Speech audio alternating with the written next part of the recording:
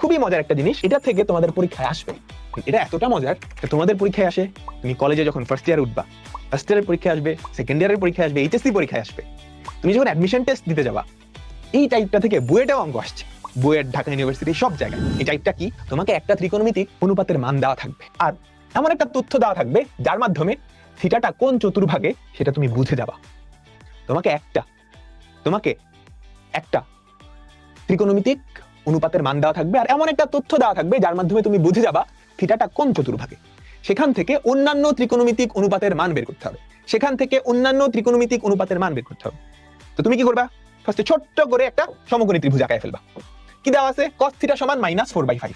দেখো এখানে বলতে কি, cos থিটা সমান -4/5। থিটা হচ্ছে পাই থেকে 3π/2 এর মাঝে। বলো তো এটা কোন চতুর্ভাগে,